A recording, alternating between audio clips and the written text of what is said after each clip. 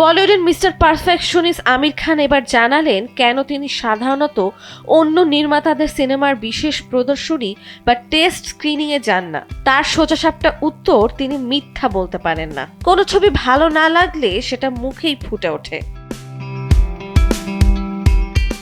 সম্প্রতি এক মাস্টার ক্লাসে কথা বলতে গিয়ে আমির খান বলেন, কেউ যদি তাকে সিনেমা দেখে মতামত জানতে চান আর ছবিটি খারাপ লাগে, তাহলে তিনি হয়তো সরাসরি বলে ফেলবেন খুব বাজে ছিল, বিরক্ত হয়ে গেছি। তাই অস্বস্তিকর পরিস্থিতি এড়াতেই তিনি এমন প্রদর্শনীতে কম যান।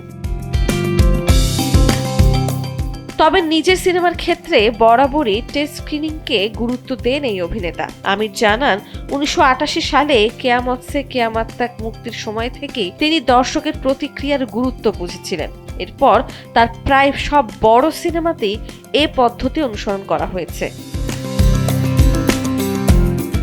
মাস্টার ক্লাসে আমির আরো বলেন, তিনি খুব বেশি সিনেমা দেখেন না, বরং বই পড়তেই বেশি পছন্দ করেন। তার মতে জনপ্রিয়তার চেয়ে কাজের মান ও সৎ প্রতিক্রিয়াই একজন শিল্পীর সবচেয়ে বড় শক্তি।